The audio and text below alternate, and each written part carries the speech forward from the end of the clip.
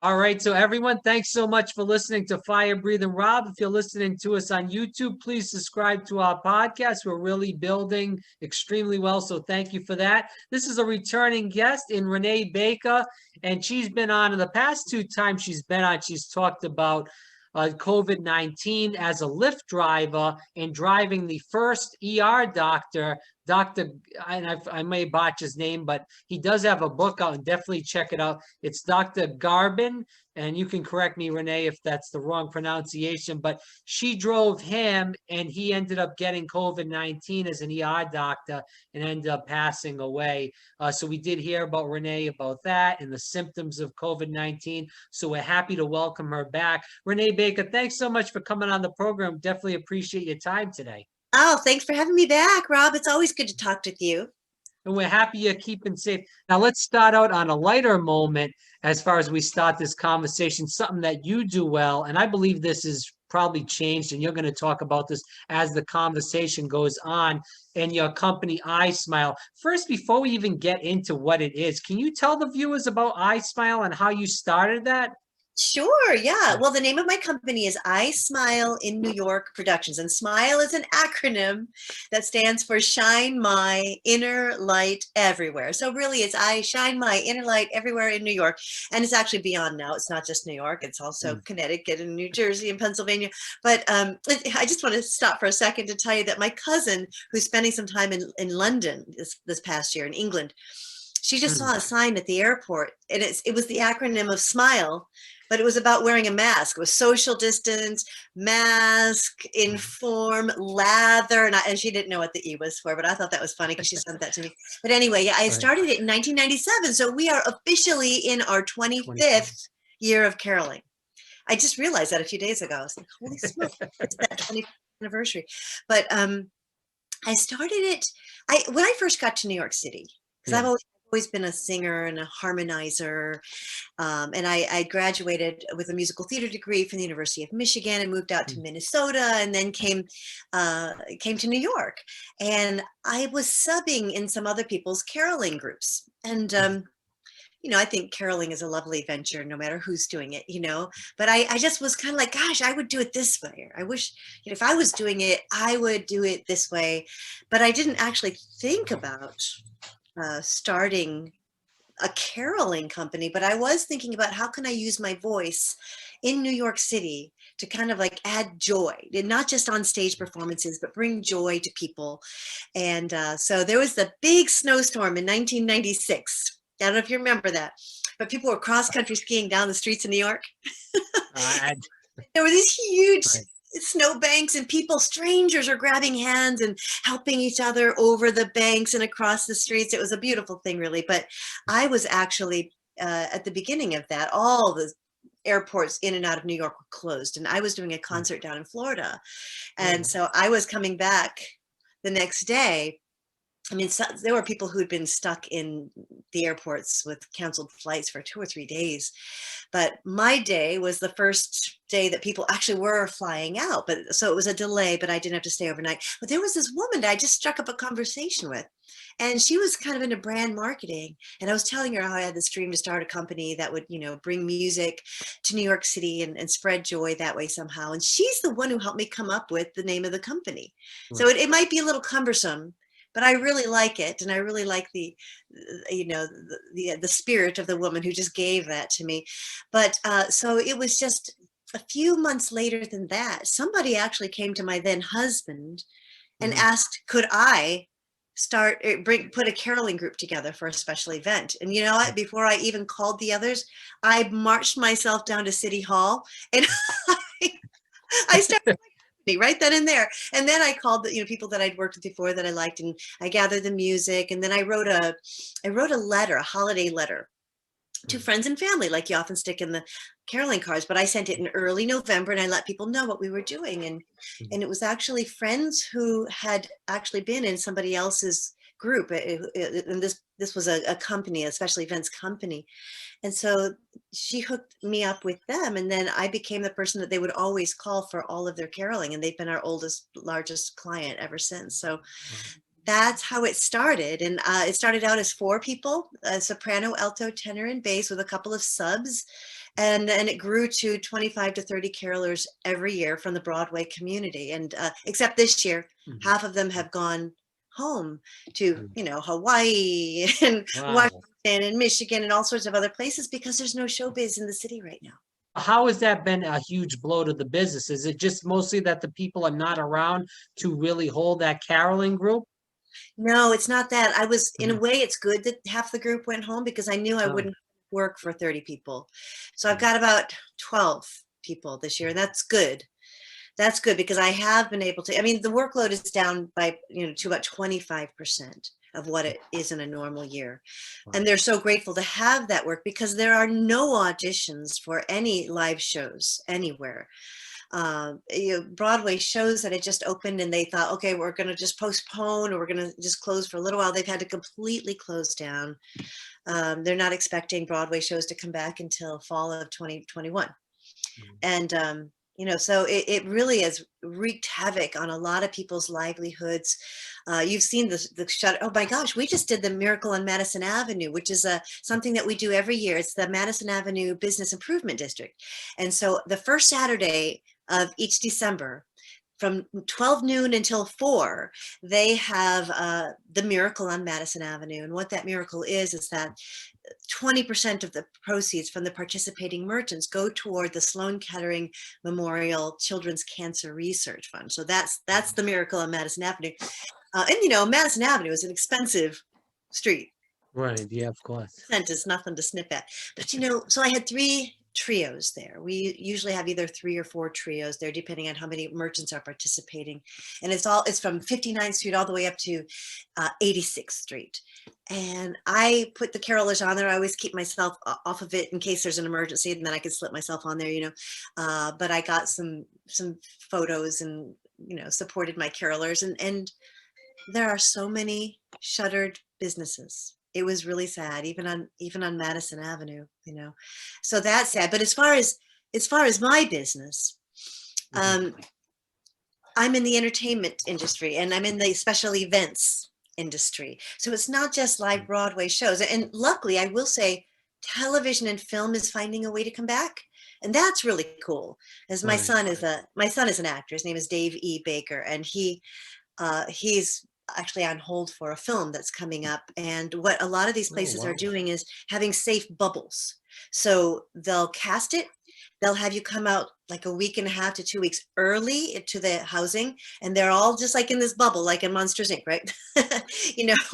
Where they don't go anywhere. Nobody comes in or out. And then they film after they're all safe, after the week and a half or whatever quarantine, then they film, and then they go home, and then they quarantine there. So that's happening. But special events are usually in person, and I'm a face painter. Of course, I'm thinking that's going to be dead for a while. Like, somebody did ask for it for me last week, and I had to tell them no because it was going to be an indoor event. I just didn't think it would be safe for them. I've got antibodies now, but I don't think that I just had to let them know. I just didn't think that it was good timing for that.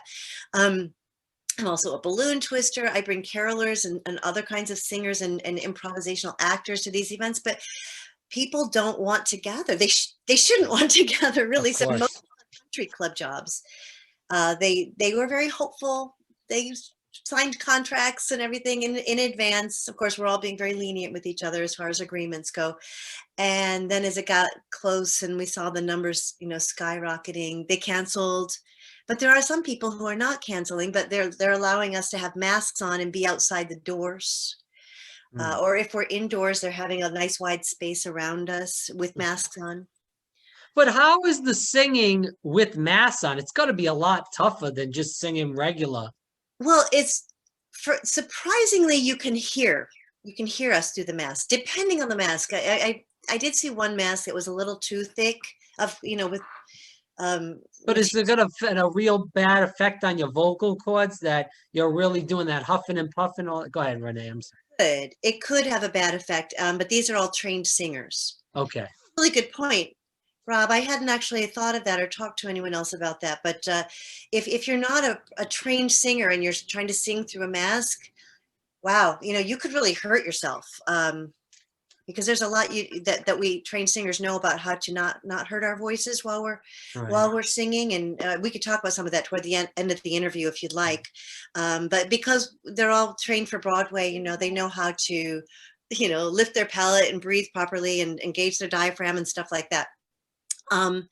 And for some of these jobs, like the other night, we were at Bryant Park in New York City, and they've got an ice skating rink up, and they have what they call Carol Skate. So they had two of my groups, the Fabulous Fezziwigs and then the Broadway Carolers. And you always laugh at the Fabulous Fezziwigs, don't you? And we were these 3 Christmas trees on a platform, and they had a barricade around us that we probably had about 18 feet around us. And Wow. the guy who would put together the event, he was watching like a hawk to make sure anybody who came up near the barricade that brought their mask down, he went right over to them and confronted them. So That's I was great. really happy to see that. But we had masks on and we had microphones, and then you could hear us over the skating rink and all through they have a Christmas village there. And they had, one of the restaurants had all those igloos or like clear bubbles. Oh, wow. Yeah, so there are people are doing, but the main thing that we're doing that I've never done before in all these 25 years is virtual gigs. We're having what I call I'll be Zoom for Christmas, and for the Hanukkah celebrators, Zoom Golly Golly. And we just had an amazing one last night, and she had somewhere between 80 and 100 guests on her Zoom. Wow. And we had arranged this a couple of months ago already, and she's a doctor. So she really wanted to make sure everybody was careful, but she also understood the mental health of not being able to get together. And so she gathered all these people together.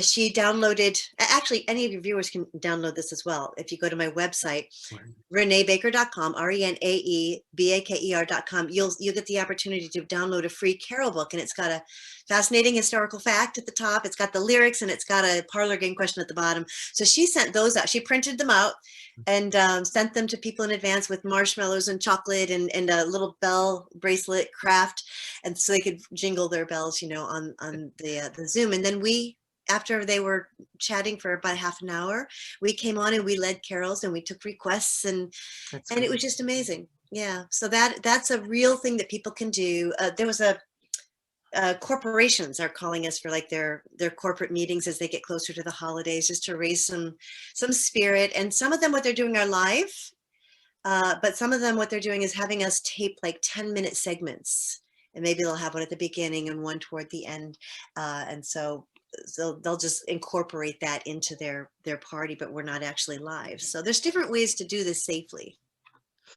As far as the client list it's hurt you, can you talk a little bit, you don't have to put it as far as numbers or figures, but how the economic issues as far as this crisis have really hurt, caroling, jobs in general for you that, I know you said that, Broadway and that stuff has been closed down for quite a long time now, but how has this really economic pinch, which, majority of working middle class people are feeling, how has that really hurt the business?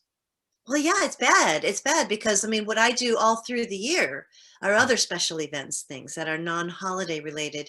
And I coach. I'm a Right. kids acting coach. I also coach adults, and I have a great track record. But if there's nobody auditioning for anything, Yeah. there's very, very few auditions happening. And so all my work has just been hobbled.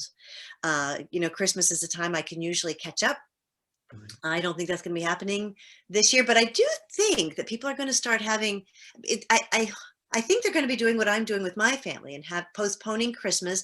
I think we're going to see Christmas in February, March, April, June, when that vaccine is widely spread. And I think Christmas in July this year is going to be a really big thing. So I think I'm not going to collect those Victorian costumes from the carolers so quickly. I'm just hold on. I think we're going to have some events happening because people do want to celebrate together. That and they do want to be safe, a lot of them. So you're doing a lot of the caroling virtually more so than in person now. What about, the kids acting? What about the other projects are you doing? Are you doing some virtual stuff or it's just totally Well, wiped out? I had started doing virtual coaching because Yeah. you can learn a lot because a lot of times now the auditions, especially for television and film, Hmm. they'll ask for a self tape first. Right. So I'll work with them on the screen. Sometimes I'll actually be on their computer screen while they're taping with their phone, you know, and I'll actually give them the lines, you know, or their mom or somebody will be there doing the lines, but I can see what's going on and I can help them put that self-tape together. So, you know, it's just like if right now I'm looking at the camera, I know your audience can't see this, but you know, normally you would look like maybe 2 feet away from the other camera. But here with this Zoom camera, you want to look like maybe an inch away at the person you're talking to, because just a little bit goes a long way. So there's different kinds of techniques like that you can, and the lighting and, you know, but also the acting when you're doing on-screen acting, it's very, it's a real craft, because a lot of it has to do with just what you're thinking when you're saying those lines, what you're envisioning, a lot of different acting choices that you made that just show through the eyes without even trying, just thinking it. So so I've been doing a lot of that, and now even, I mean, people aren't even having live auditions for future stage things. I don't even think there are any stage auditions, but there have been some musicals, some stage musicals that are now going to be filmed. So they're getting ready to do some of those movies, you know, but so it's all online right now, but there's just very little of it. So let's kick around this, Renae. Now, you have done a TED Talk, and I do want to talk about that. The TED Talk is Can Caroling Lead to World Peace? Can you tell the viewers a little bit about that? Sure, yeah, and it's a TEDx talk, so the difference there is just that they're independently organized Oh, through TED, and this was TEDx Wilmington, which is really a wonderful organization, so yeah, that's one of the hardest things I've ever done, because to give one of those talks it's a lot of work, and it's not like giving a talk anywhere else. You have to really stick to a very honed in an idea, and the idea here was about how making music together in a group actually is an underutilized tool for peace. It actually it causes more cooperation, coordination, and empathy among the group members that may be felt for decades. You know, so it's really underutilized, and so I start that whole TEDx talk about the story. One powerful example of that, and that was the unofficial Christmas truce of 1914. That was World War I. 5 months into the war, and so you had the Germans in one trench, and then you had the British Allied forces like 50 to 100 feet away in another trench, and it was Christmas Eve, and the firing had stopped at around 8:30, and then all of a sudden the British Allied forces heard something. They heard voices. They heard the Germans singing a Christmas carol to them, and at first they were really wary, because they were like, that could be a trick, you know. But when that carol stopped, the British Allied forces caroled one back to them. And so they were caroling back and forth to each other for quite a while in their own native language. And then the Germans started to sing, Adeste Fidelis, that's O Come All Ye Faithful, in its original Latin. So the Brits knew the Latin as well. So they joined with them. So you've got mortal enemy forces, right? Down in their trenches, singing the same carol in the same language. And that was what made them actually trust each other enough to come out of their trenches. And then, long story, a little less long, they met in the middle of no man's land, and they agreed to celebrate Christmas together in peace. And it wasn't them who started the war back up again.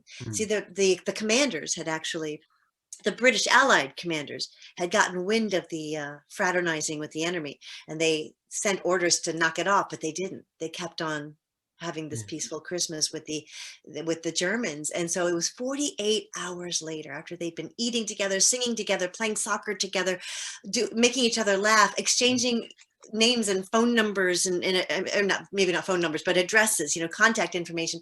And the British Allied commanders, they came and they shot the first fires that resumed the war that killed 17 million people. But just imagine if they hadn't, because the commanders weren't there for the musical event.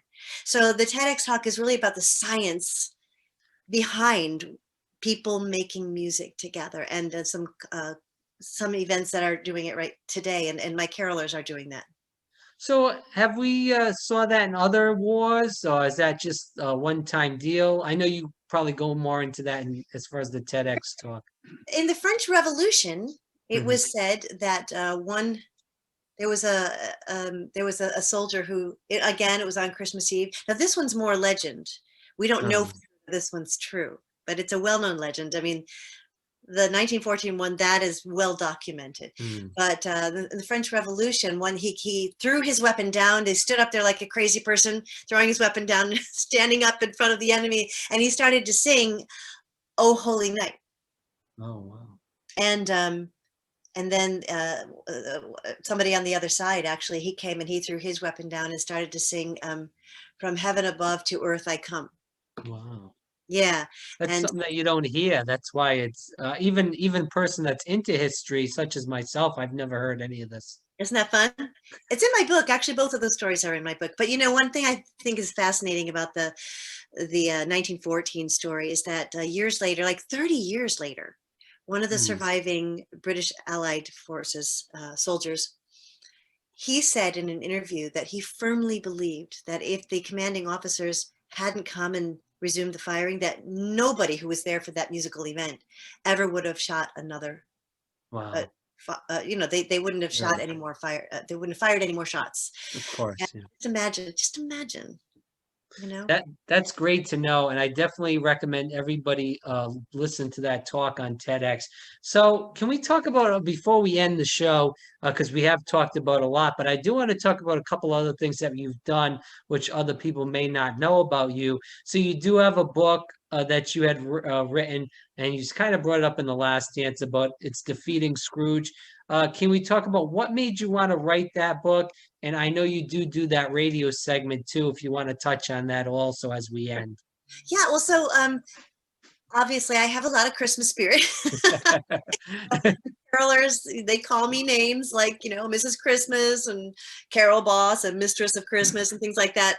And they think I have the corner on the market for Christmas spirit. And, I might. But one year it was MIA. And I don't know, I didn't know why. It blindsided me. It was very painful. And I had to fake my way through the season, relying on my theatrical training. And, it's January. I'm taking down the tree. It's the end of January. And I was like, what happened? Because I tried like the Dickens, no pun intended, to get that spirit back. And I couldn't do it. So I'm sweeping up the needles from the pine tree that I'd just taken out to the curb. And I asked myself, what happened? And I did actually trace my steps back to almost a year earlier, or was a year earlier. And it doesn't matter what happened because people Yeah. suffer during the holidays for all sorts of reasons. And it just matters that it happens. But then I said, I don't ever want to have another Christmas like that. It was too painful. And so what can I proactively do? And so honestly, I right under my nose from where I was sweeping was a box that housed one of my carolers' top hats. And on top of that box was his caroling book. And so I just picked up the book and I went, I wonder. And I thought, I know a lot about these carols, or I know the words and the melodies, but there must be so much more to learn. And so I made a pledge to myself right then and there that I would study a carol a week for a year, but I would look at them in ways that I never had before. Like, Right. who wrote them? Where were they living when they wrote them? When did they write them? Sometimes we don't even know because they're so ancient. And so I flipped open. I thought, where am I going to start? I just opened the book. It opened up to God Rest You Merry Gentlemen. And the very first day that I started studying, I had such a revelation. And I learned something so amazing Mm. that I was off to the races. And so then after I'd been doing this for a few years and telling people about it, and they started doing it and they were getting a lot of help from it, I was like, I really should just put this in a book. So I put my story, 12 of the chapters of some of my favorites, and then the process into the book.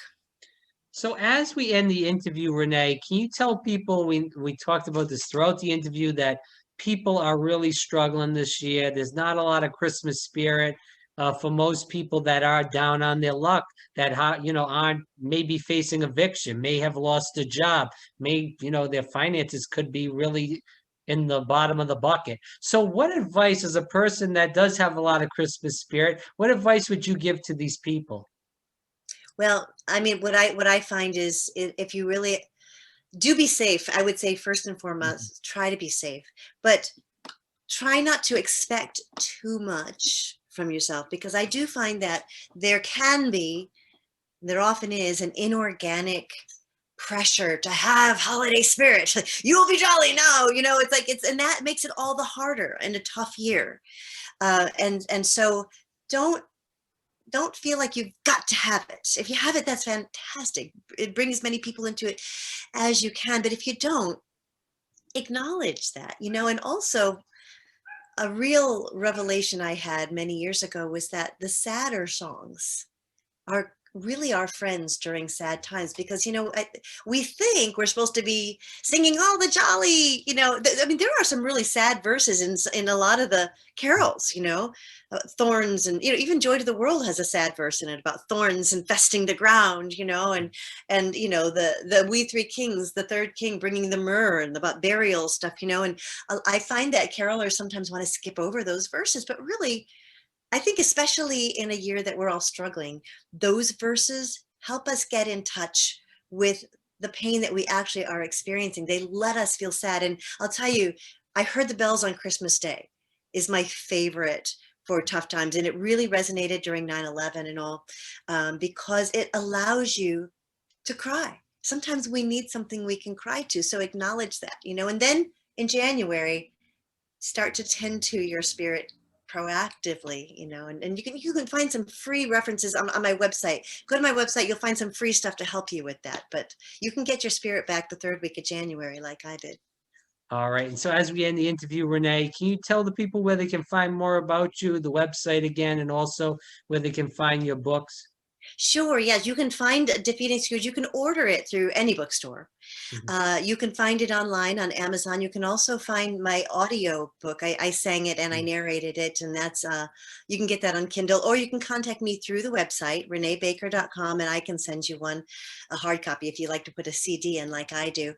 And my website again is reneebaker.com. That's spelled RENAEBAKER.com, and you can get that free carol book as soon as you go there. So take advantage of that. And the Now You Know Well, that's the radio segment that you referenced where I talk about a history of a carol. You can live stream that on every other Monday at 1:30 p.m. Eastern Standard Time on 830weeu.com, 830weeu.com. Okay. And that's the website for it? I Yeah, mean, they have a website site rather. for it, and then you can just live stream it. Okay. All right, Renae. Hey, thanks so much for your time. Greatly appreciate it. Great to be with you again, Rob. Thanks, and have a Christmas. Whether Yeah. it's merry, whether it's just very memorable and special. Well, Just we hope it's merry as long as people stay inside and wear their masks.